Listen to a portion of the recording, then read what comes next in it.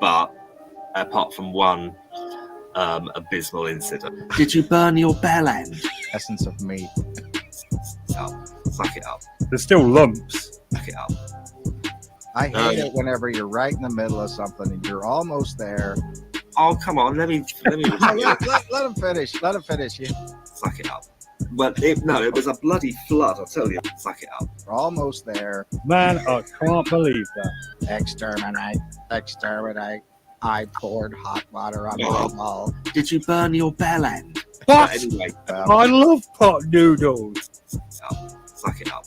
I find a first aider. I showed her my nuts. Suck it up. Sauce all over my t-shirt and my nut. Suck it up. Did you burn your bell end? Suck it up.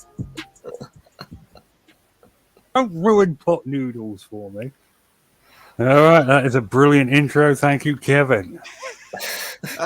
That's the first time Tom got to hear it ever. Oh man, well, burden of shame. What can I say? Well, I mean, it was a good program to do that from, and I just thought, I actually was only thinking of that was going to be for Richard, and then he liked it so much that he thought, let's just play that for a while. We figured that you would come back and you would be semi pissed off and sort of flattered that we did that.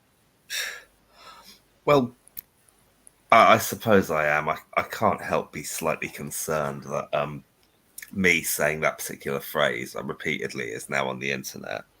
That doesn't quite thrill me to pieces, to be honest. But maybe I shouldn't have said it in the first place. Well, obviously, it was part of a story. It's what I thought somebody had heard when they asked me if I'd burnt my belly. No, I understand. That, but and I misheard it, and that's what I thought somebody had said for a minute, and I was like, "What?" Well, we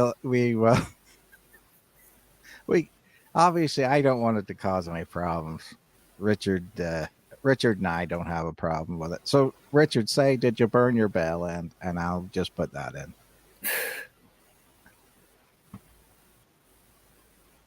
I don't know if he does it on request. It might not have the same impact. Ah, well, I think he's wanking it. How are Me? you? No, I'm listening. Are you just listening to are you YouTube? lurking? Are you lurking this week? You're a lurker. I was just lurking. That's really lurk. No. Go ahead. No. My internet cut out for a second, so I couldn't hear anything. Oh, okay. I was going to say it's hard to be the host of a podcast and a lurker at the same time. Although you were pulling that off. I am a man of great genius. So, guys, how are you two? How are you, Tom? How was your 2 weeks off? 2 weeks. Well, the first one was a week in Wales, and that was really cool. Had a lovely time there. I'm sure I've shown you plenty of pictures. The other one was, not quite so. Since then, it's been a bit chaotic because stuff at school has been cool. It's been, continuing to have a great time with the kids I'm with.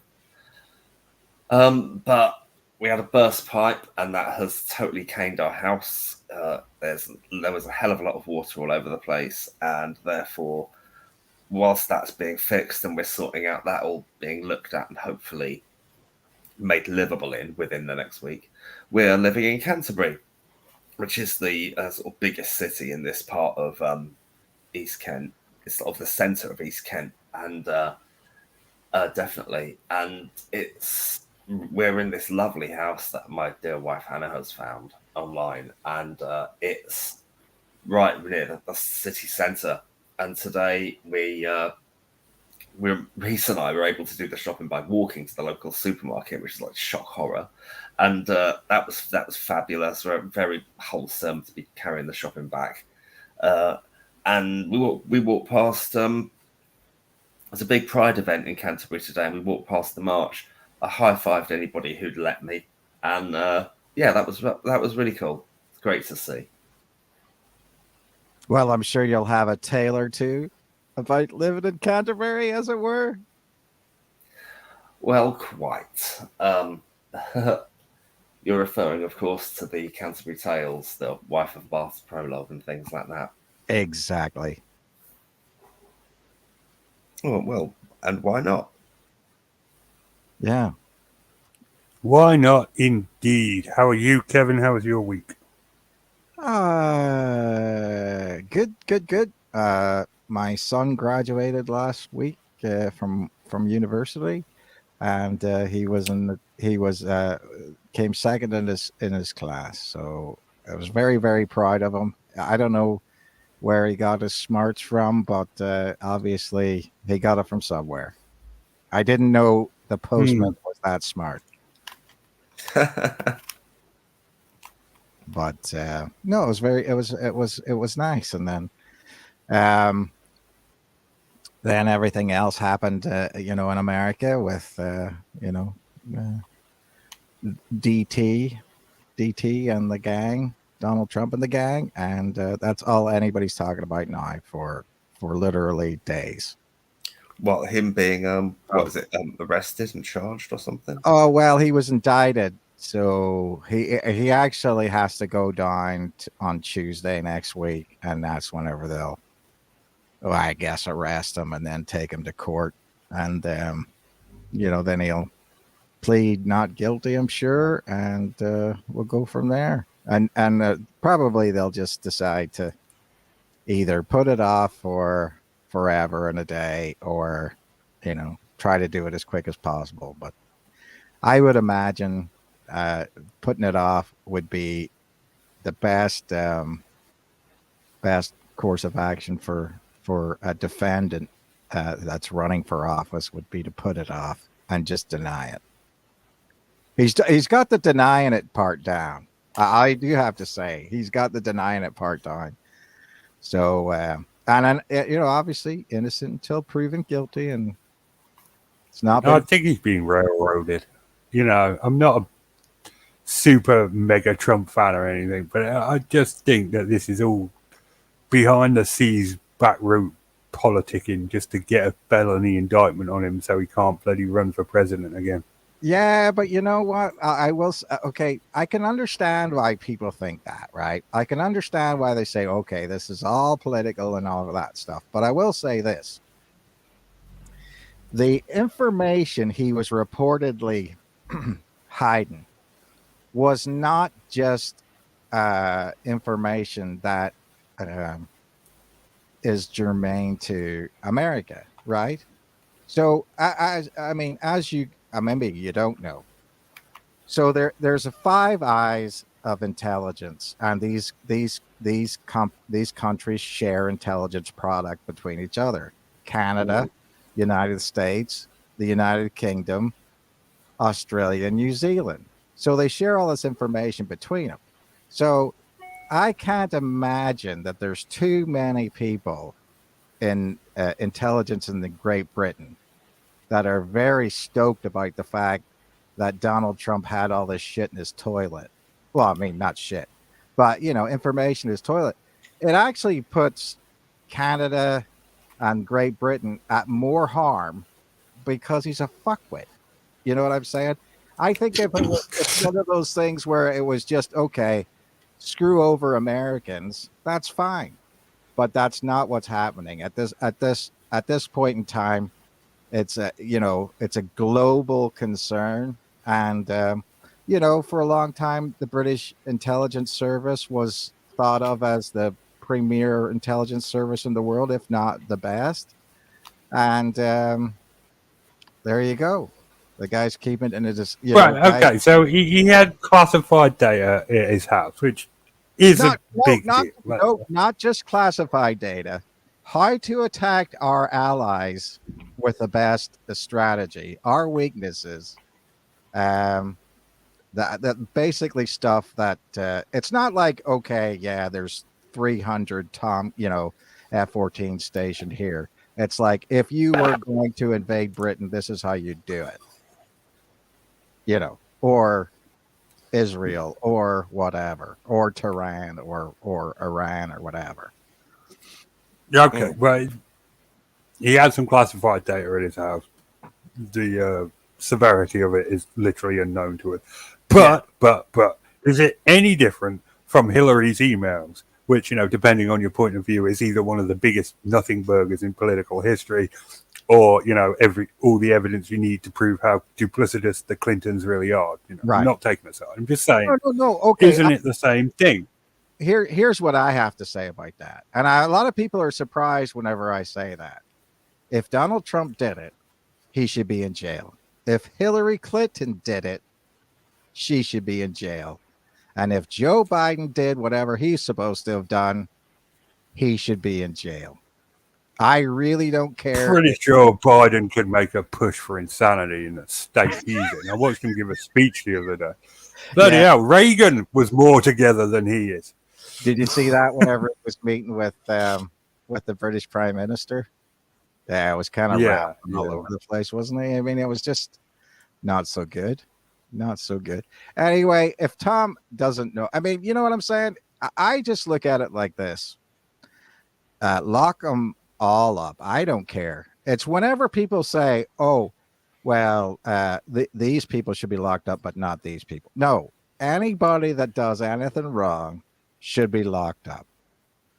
I think that's how the average American foundation of the entire justice system. Yeah, but I'm with you, Kevin. I think we need a hard reset on the entire political sphere. Every politician currently in power should go to jail, and we should just start again. Well, I mean, it wouldn't necessarily be all that bad, would it? No. And old Bojo quit this week.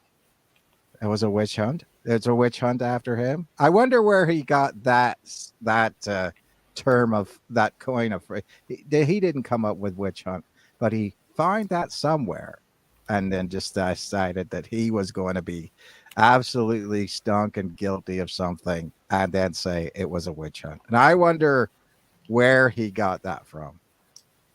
Salem. That's where that phrase originates from. Yeah. Because everybody quotes people from Salem, Massachusetts nowadays. Anyway, well, that's where that expression comes from. Well, I mean, they were hunting witches in Britain way before Salem happened. Yes, but it wasn't as highly publicized. Yeah, but I don't. Or blatantly bullshit. Well, I don't understand why. Well, no, it was bullshit. King James II was a big witch hunter. He hated witches. He wrote a book on how to catch a witch. Trying to remember what the name of that witch was, but he came back from I think Holland with was it Queen Charlotte, and he got in a what was it? Like a storm in the North Sea, which never happens. Of course, you know that the North Sea storms never happen. And he almost the ship almost went down, and he was convinced that there was this coven of witches in south of Scotland, and I can't remember what her name was. Anyway, he went and I think it was Agnes something, and he went and personally interrogated her because he was convinced that their coven of witches had caused this to happen, that they blew up a storm. He was mad as a hatter. And Agnes Sampson, that's what it was. And she got put to death after that. There you go. Got to be done. I mean, got to be done sometimes. Got to put some kings to.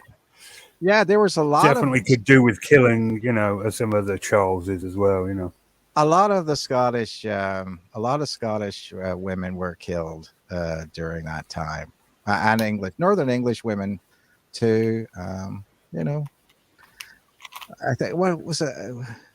I think it was called. I think his book was the Malleus Maleficarum. I'm not sure if that's what it was, but that was another book. If it wasn't that book that he wrote, there was another book that was written by these two German guys. And you don't want to go back to the good old days anyway. Well, I I know of that book through the lowest possible sources of a common denominator of where you get your information from. It was referenced in the film The Da Vinci Code, and presumably the book that it was based upon, which is one of my guilty pleasures, that film.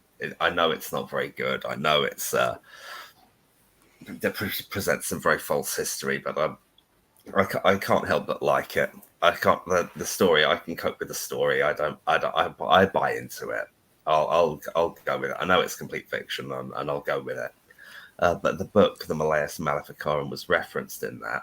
So and obviously I don't particularly trust the source. It was referred to as the witch's hammer. Yes, the hammer of the witches, I think. Yeah. Okay, so what's the story? The proper story behind this book? Well, no, I mean it was there was around that time a lot of witches were being persecuted and around especially Germany, Britain, Scotland and Germany. I think that was the majority of those places, and they used these books to basically dictate how you could determine what a witch was or who a witch was. Obviously, then they started to use things like the ducking stool, and the idea of the devil's teat that was on a woman. So basically, they would inspect these women and find something that was sort of wrong with them and exploit it. Now, some people say that was just because a lot of older women had outlived their husband, and sometimes they had really nice bits of property on the outside of town, and it would have been convenient if they were just to die so somebody else could take over their land. I'm not saying that that's actually what was happening, but that kind of stuff. I think that they do call it. I think that they also mentioned Harry Potter. I'm not sure for sure, but I think it is in there as well. But I think, what was that book? Because Dan Brown's book was, I think, really, really well sourced by like a Henry Lincoln book. I think that was called Holy Blood, Holy Grail or something like that. It was all about, that the Freemasons were holding the secret of, obviously that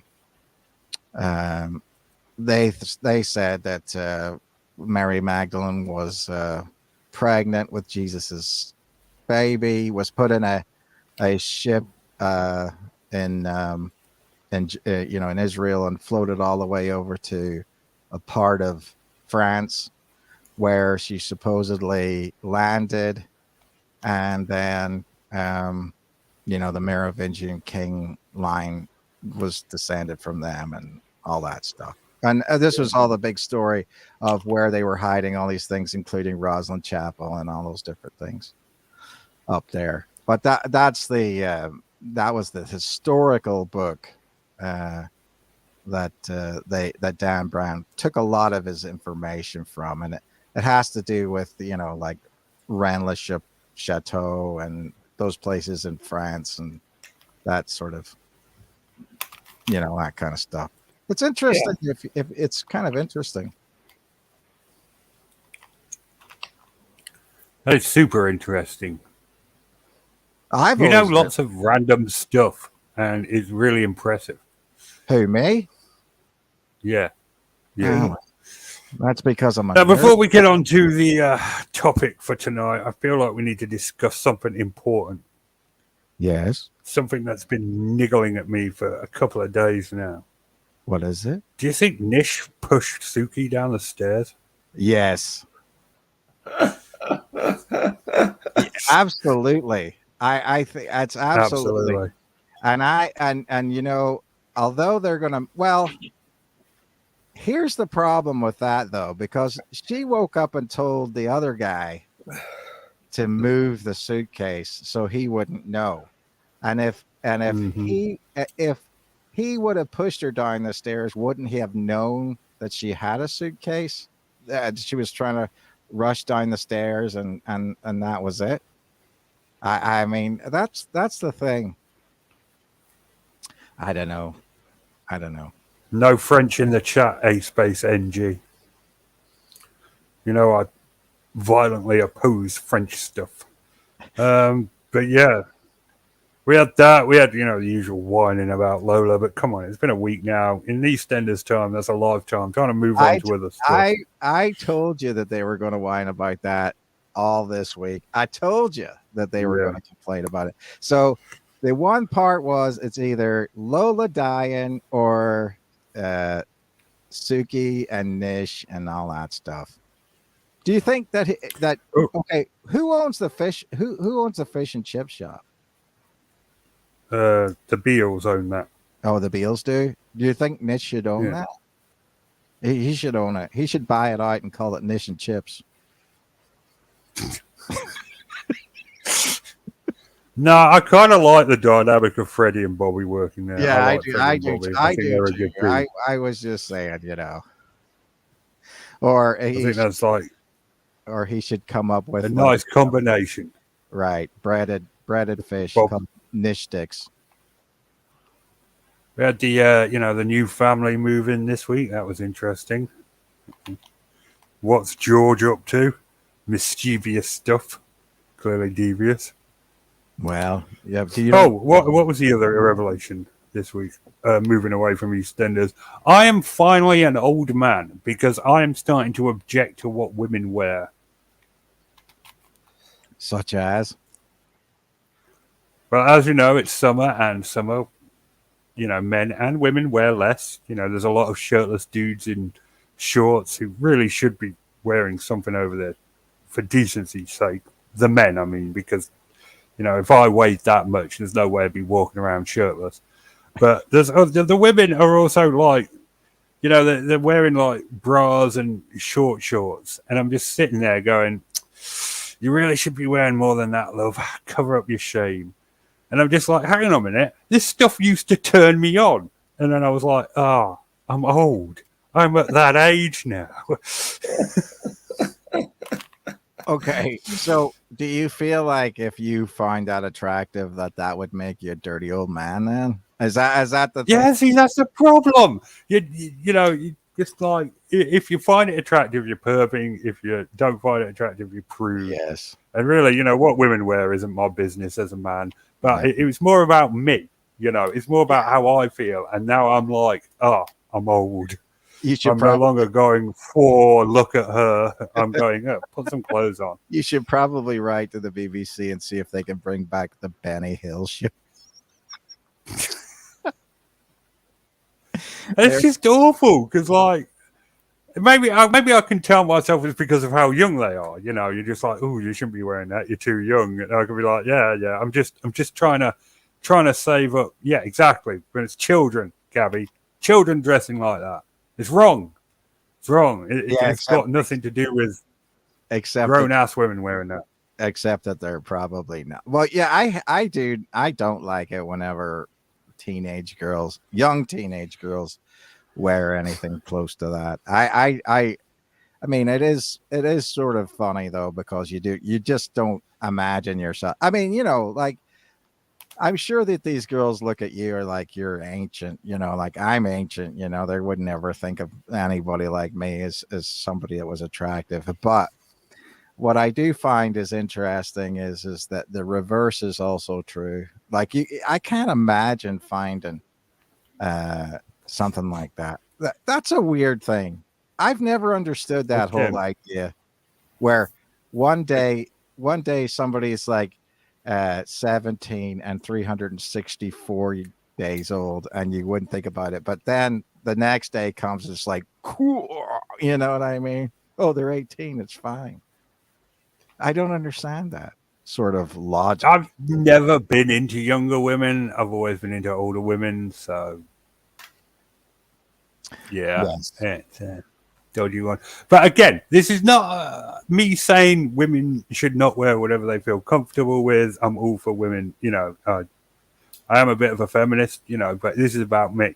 This is about my personal things. And I'm at that age now where I'm looking at women and going, well, cover up a little bit.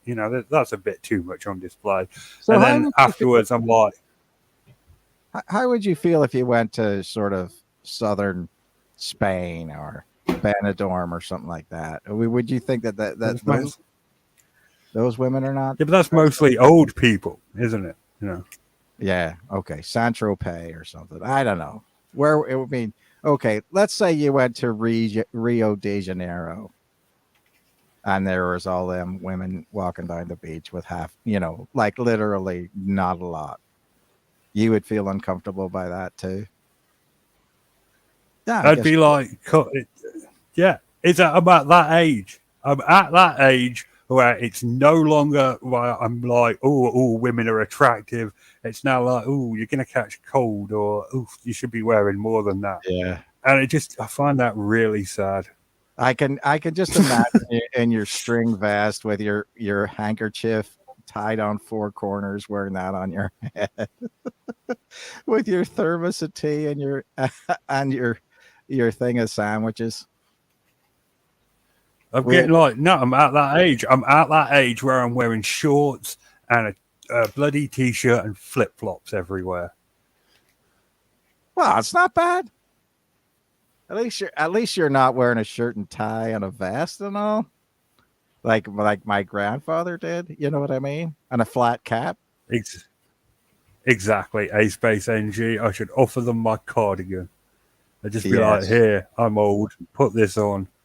It just, you don't feel young anymore when that happens. I imagine, like, for women,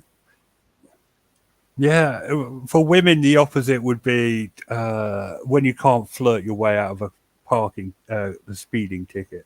Oh, gotta be. You gotta be rock bottom. That's gotta make you feel like rock bottom when you can no longer flirt your way out of something. It's just, it's not like. I'm not saying, a lot of that women do that regularly. I'm just saying if you could do that and you have been doing that and then suddenly you reach that age where you can't do that anymore, that's how I'm feeling, old. Yeah. Oh, I'm not saying that's right or wrong. Some people make it through. I would imagine that if you've made it through, part of your life doing that, whenever you can't do it anymore, it's a bit of a sort of a devastating thing. If you're never that, if you've never been able to do that, then almost you're a stronger person, in my opinion, because you got to be able to outwit the other person in a way, Definitely. And again, no, women, be proud of your bodies. Be happy with what you wear. It's not anything to do with you. It's definitely my problem. And it's just, you start feeling old. Do you ever feel old, Tom? Oh, definitely. There's one way in which I most certainly feel old is because weird hairs start appearing in places of your body that they didn't appear before. Like around your earlobes, or literally inside the canal of your ear, or massively sprouting from your nostrils and other charming such orifices as those. Just hairs to start appearing, and it's just like, no, getting old. I'm getting old on you. Yes, you are in your mid-40s. Too bad, loser. Yes, a bit like that, definitely. Have you ever gone to get a Turkish haircut, or like a Turkish barber, and they light that string on fire, or the piece of cloth on fire, and then they wing it off your earlobes to singe all the hairs? That really works well. No, I haven't noticed that one. It's not. There was a guy in Utenards that did that. He was from Turkey, and my son took me in there, and next thing you know, he's lighting up this big. Well, for me, it was like a big cloth, And next thing you know, it's just wrapping it around my ear hole, and that was it. All the hairs were singed, and that solved the problem. I thought that was brilliant. What, burning them off in a Yeah, flash fire? yeah, just sort of. It was just so fast that you couldn't burn yourself. It was this the idea of sort of walking across hot coals. Like the Okay. hair will burn off your feet, but not your soles will burn. That's how that adds up. Look it up. Okay. Oh no, Yeah. I will do. I can believe it. I know that they do that sort of thing. You can get various different types of waxing. They do this one where they just pour this wax all over it, and it hardens into this shell. When they peel it off, it takes every last hair with it, and meant to hurt a lot, but be very good for you or something. Yeah, I saw that when they were doing that, and this guy had like semi sort of a beard when they put the wax on, and then they were literally pulling it off. I just couldn't believe it. I mean, I would imagine. Well, maybe that's how you get it all out at the follicle. I guess if you had sort of a shaved face, maybe it wouldn't work as well. Years and years ago, Hannah bought some wax strips, and I thought I'd give my face a go, so I let a beard grow for a few days, and I tried to do it with this normal strip, and it removed, I think, one single hair, maybe two, left this waxy goo all over my face, and it hurt like hell. I imagine. I think these people, beauticians and all that, they really know what they're doing. I mean, that's the thing. I had a full body wax for charity once, and I'm a hairy bloke, and it was one of the most painful experiences of my entire life. Oh. Was it even, did you feel at all refreshed afterwards, or did your whole body ache, or what? It was kind of nice having because like I said, I'm very hairy. It was nice having like a hairless body for a few days. It was a weird new experience since I was like a kid. Okay. But, Space Angie, I may be old. We can't all be 29 like you. You'll be my age one day. So let me ask you a question. Did you ever watch The Walking Dead, Richard? I watched the first 7 seasons, I think, and then it got really boring, so I stopped watching it. Well, did you ever watch the one where the guy was all talking about being waxed like a dolphin? Is that what you were feeling like? Like a dolphin? The guy with hair. A seal, more likely. Yeah. There you go. I can't remember. It was just like they'd find somewhere safe, it'd get overrun. They'd find somewhere else safe, it'd get overrun. It got very samey and boring. Yeah, but I think that's exactly what it would be like. But that you would be just constantly on the run, and that's it. I mean, it must have been it would be terrifying all the time, with moments of not being terrified. I don't know how everybody would be in a situation of just constantly. I mean, okay, let's say that you could make it to the point where, for example, all the zombies died. That's the question. Everybody that would be a human that would be left over would be so damaged that you probably wouldn't want to live anyway, would you? I mean, I don't know. That's an interesting question. Well, if everyone would have PTSD, but like if they had kids, the kids would be all right. Get to rebuild civilization. Mm-hmm. I mean, theoretically, the zombies would eventually all die anyway. I mean, they'd have to. Even a virus wouldn't be able to keep your body reanimated forever. Right. Well, that's an interesting take. I don't know. What would kill us? I mean, how long would a zombie last if a zombie could last wood or something? Well, there are 2 things in nature currently that create actual zombies. Those are ichneumon wasps and cordyceps fungus. and the zombies they create live longer than their hosts normally would, but don't live very long. The cordyceps just makes ants climb to the top of trees and then grow into mushrooms, and the ichneumon wasps just lay their larvae in caterpillars and spiders, and then the larvae, eats its way out, and that's it. There's also the sort of zombie snails. They what happens to them is it's some sort of parasite that once it's eaten by the snails, what it does is it sort of crawls into their eyes and makes their eyes pulse massively, and similar to the way this fungus affects the ants, compels them to climb upwards, where they are just waiting to be eaten. And they're like literally, because they're metaphorically, but the way their antennae morph and pulse in this really freaky way. They're trying to. It's part of the parasite's sort of evolutionary nasty trick to get this snail eaten, and then the droppings will, put the parasite back into the food chain for the snails and perpetuate their own life cycle. Delightful things that they are. But they are definitely. I saw it on David Attenborough, zombie snails.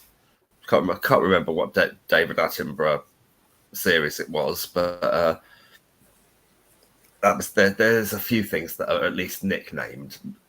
It's not going to be their proper scientific name, is it? But there are a few things that are nicknamed zombie in the animal world. There's something called zombie worms, but I can't even remember if they're above ground or underwater or in caves or what. But there's definitely the zombie snail, and there might also be a zombie worm. Mm-hmm. Well, I think it's interesting that what kind of poison do they use to get people's to become zombies? That's sort of the idea. There's some kind of a toxin that they get. You get it from a fish, like a puffer fish or something, and they give it to you, and then it slows your heart rate down to the point where it's indistinguishable, and they bury you, and then you come back to life. And but then that's that whole idea of that you don't have any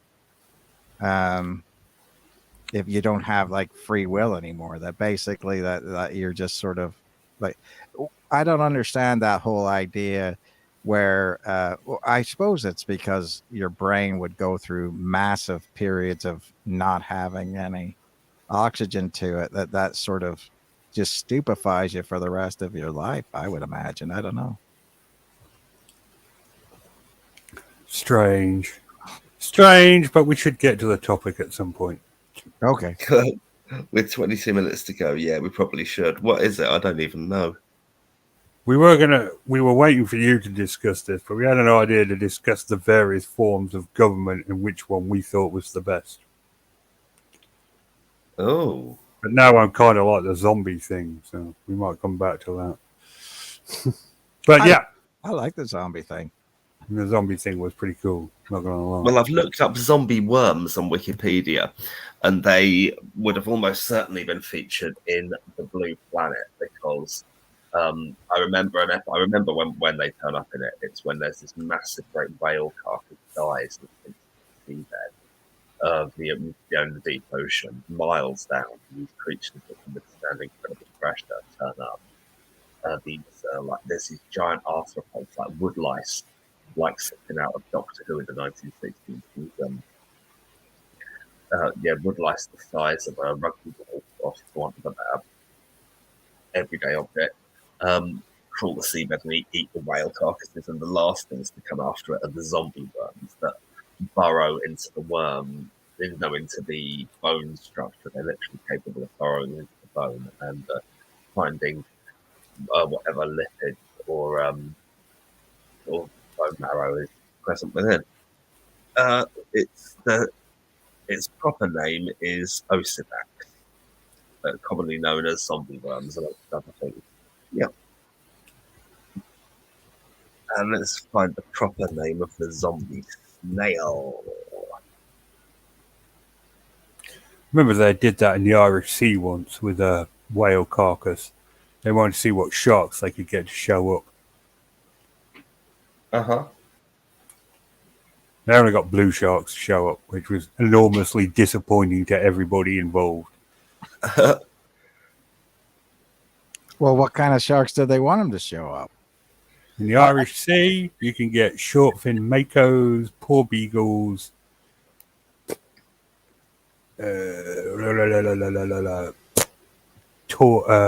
topes.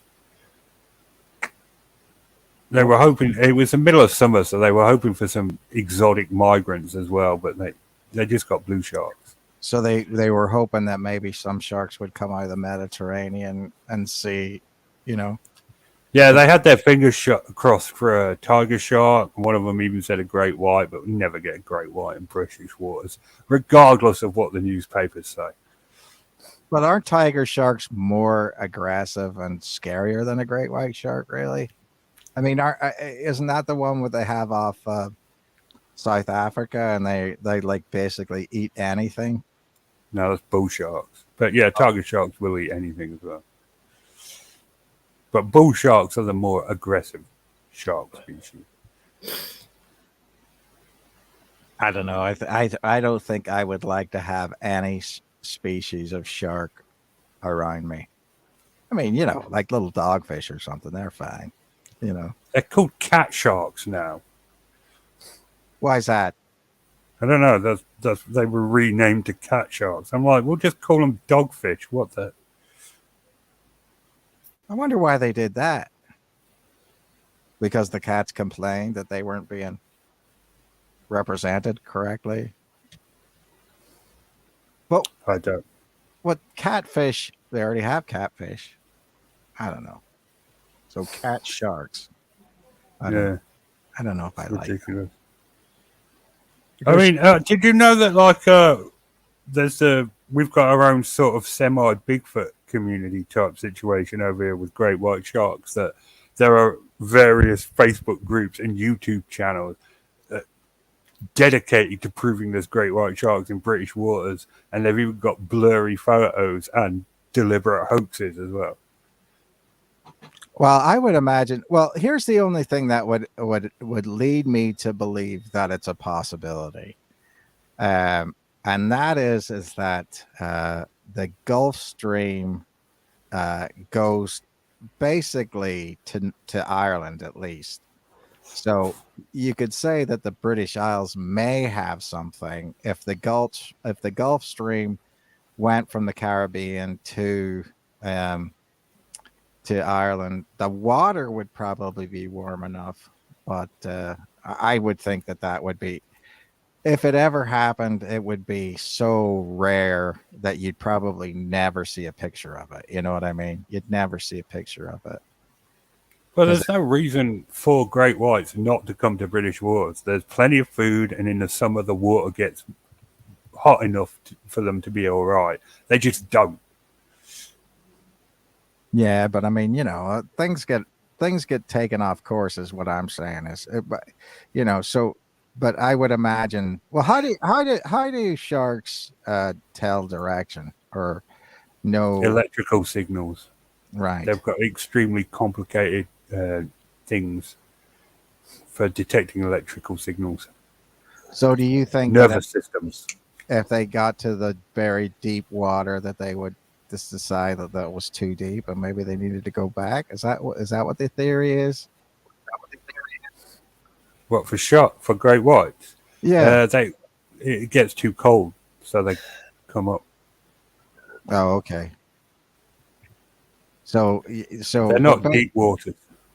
Yeah, but basically what I was saying is that it has nothing to do with how far away from land it is. In other words, if they were in a current that was warm enough and they didn't go down deep, that they technically could do it, but they just don't, is what you're saying. Yeah, there's no reason for them not to come to British waters because, like the Gulf Stream, there's plenty of food. We've got a huge seal population now. There's no reason for them not to come here in the summer. They just don't. Well, do you think maybe they will someday? I mean, maybe that's the idea. You know, what I'm saying is that as things change with if global warming is true, you would think maybe the population of certain fish would change locations. I don't know. That's a good question. They're not really big on fish. Who, me? They eat marine. No, Oh, great yeah. whites. Yeah. Okay. They like marine mammals, seals. But porpoises and stuff, they live in the Irish Sea, don't they? Bottlenose porpoises or something. Bottlenose dolphins and harbor-nosed porpoises. There's also a second species of dolphin that I don't know. One thing I like about sharks, as a little shark fact, the whale shark is in fact the largest fish of all. Mm-hmm. They look absolutely They're beautiful. known. Yeah, Richard's still hoping for a megalodon to come out of the water sometime. God, no, that'd be horrible. You rooting for the Loch Ness monster? There's actually a good case to be made that the Loch Ness monster is a shark.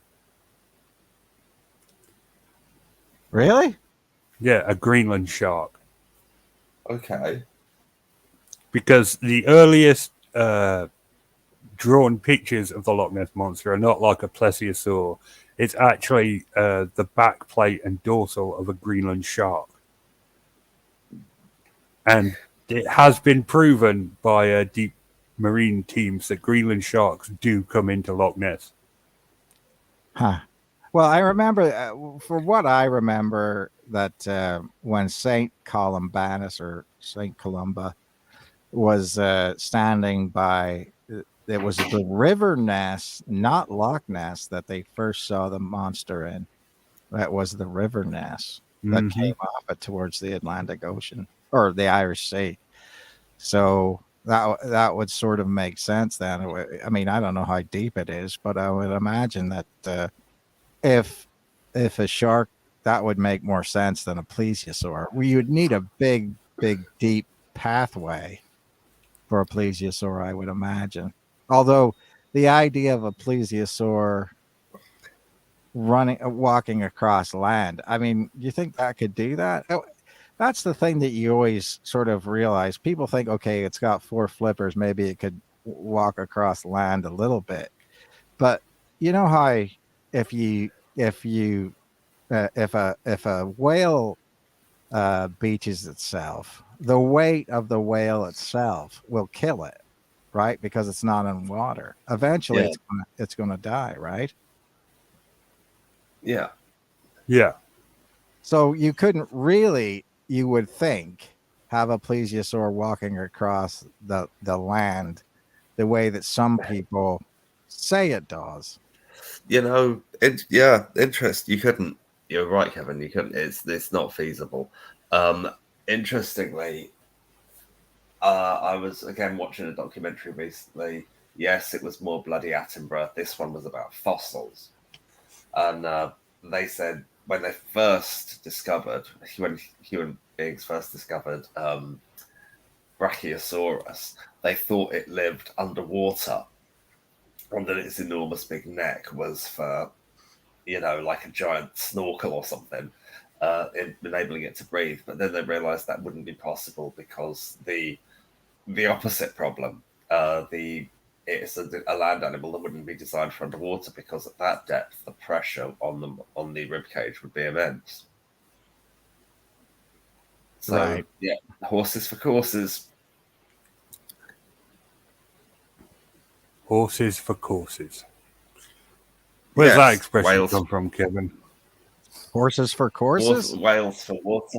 Horses well, for that land. I mean, because of the fact that different racetracks have a different. You ever notice that whenever you're on, they're talking about race courses, they always say, it's fair to, it's fair to firm on a different thing, where they say it's muddy, and you pick your horses based on whether whether your horse is what's called a mudder or not, and things like that. So different horses are better on different courses and weather and things like that. That's why.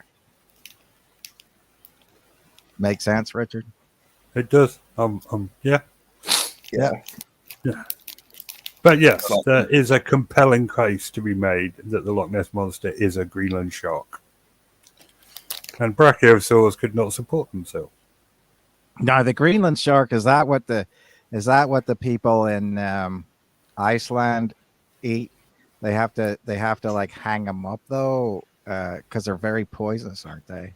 I mean, part of it, and so they hang them up in like outside shacks and dry them out for a certain amount of time. I don't know how they would even come up with that, but is that what?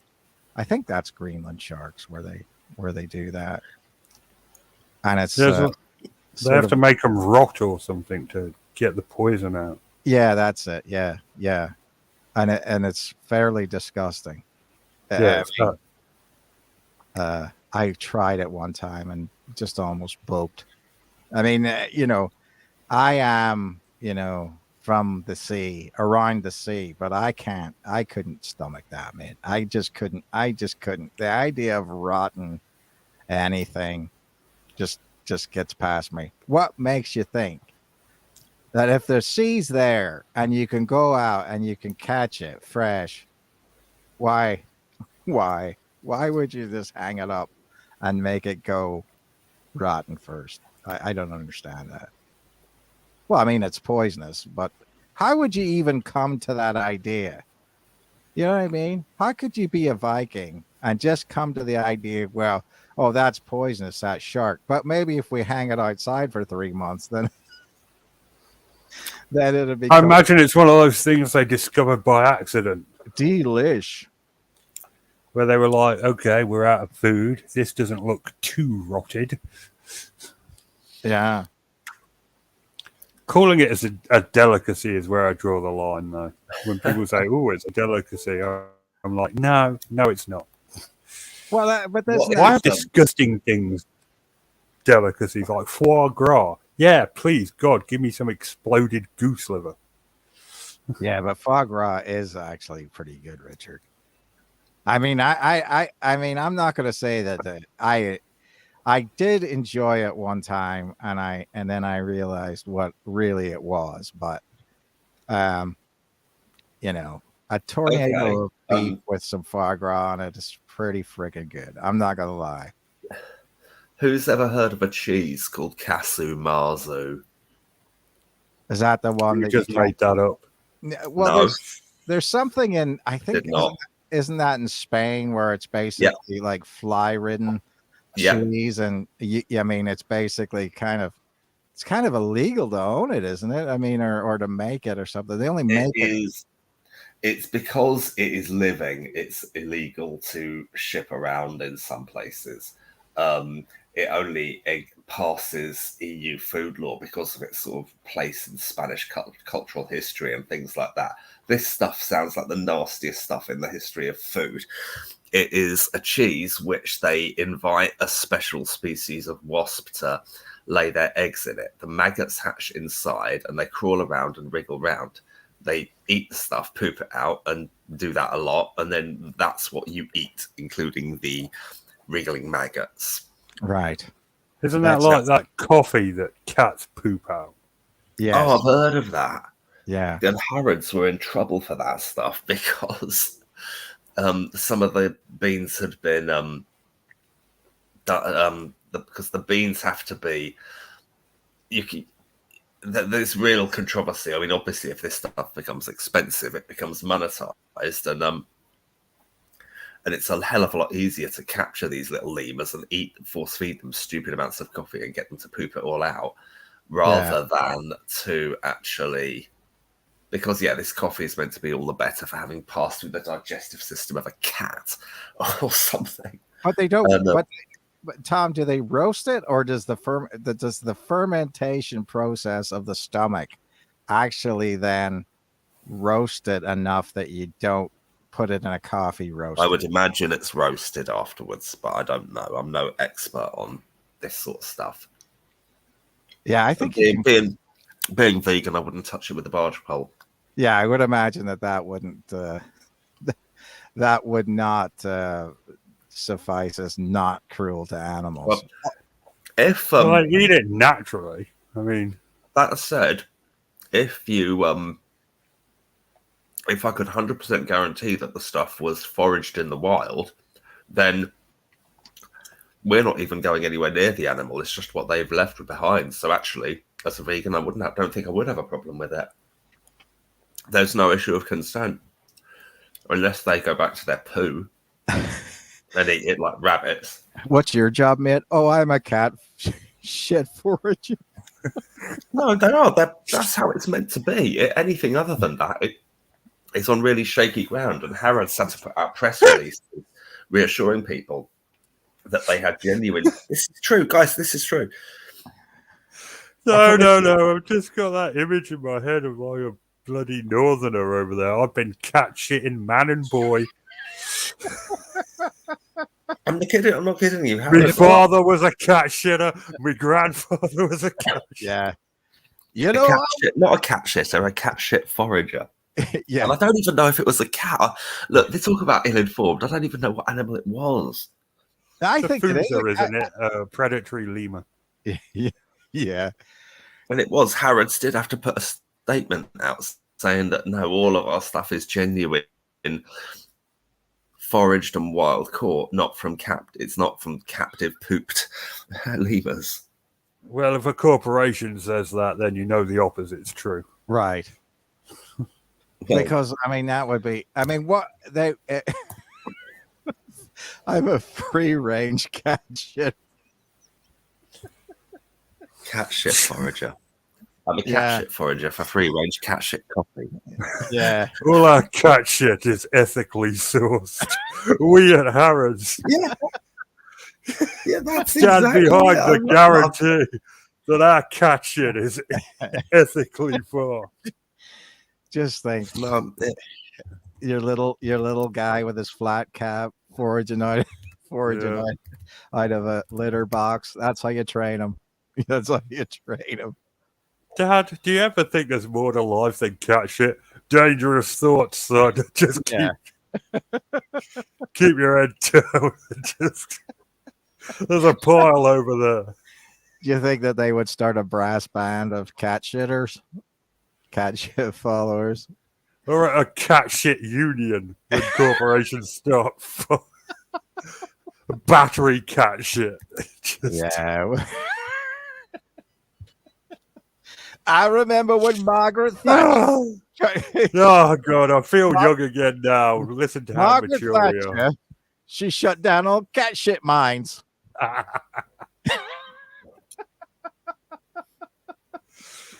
Cat shit union strike again. Well, they did. Scab cat shitters crossing picket lines. You're a piece of shit. I need to put food on the table for me family, like. Guys, I've got it. I think I've found it. They've even it's from 2013, so it's 10 years old. They were actually they had to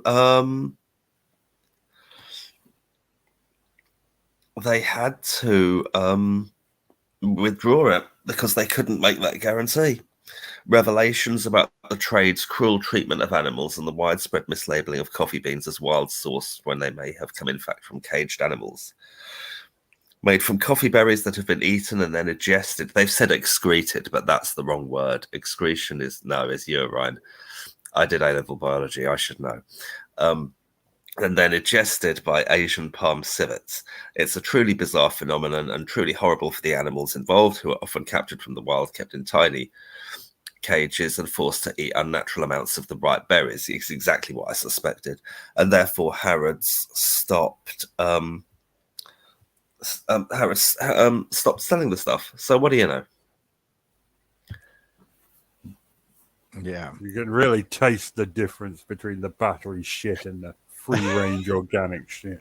Well, I'm just happy. I'm just, if you have shade tree coffee plantations and the way that that's ethically sourced and you can actually guarantee it and all that stuff, I think I would rather, buy that. But the thing about it is that then, the problem is that they use that as an excuse to hike up the prices of everything because they say it's ethically sourced and this and that and the next thing. And, the price of coffee just goes up and up and up and it never goes down again. You know what I mean? Even though I think that they then turn back to their sourcing methods as they originally had it in the first place. I can't believe it sometimes that there is enough ethically sourced coffee to go round.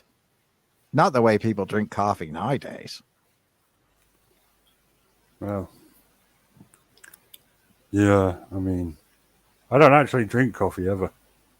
You know? I love it, man. It's the best. I'm a tea drinker. Yeah. I mean, if I could get good tea bags and, good tea, I would drink tea. There's That's no true. doubt about it. America sucks for tea. Oh, it's I terrible. mean, America does a lot of things better than England, but tea is not one of those things. No. There's nothing better. I mean, like whenever I was growing up, a cup of tea solved any problem. You know what I mean? It's like, yeah, your family members did, cup of tea. You know what I mean? You got wounded in the war, cup of tea. You're hung, you Couldn't get any cat shit coffee, cup of tea. Okay, cup of tea. That's it. Solve the problem. That was it. Shitting man and boy. Well, on that bombshell, I think we'll wrap things up for this week. We will return next week, despite the hopes of many. I'm just giving up on this fucking government idea. All right, it's never gonna go ahead. I think next week we'll just wing it and talk about whatever comes up, and I'll just rename the show after we're done. That seems to work best. Yeah. All right. Well, that's good. I mean, we could have a. Cheers, everybody. Yeah. All right. Bye-bye. All right. Good night, everyone.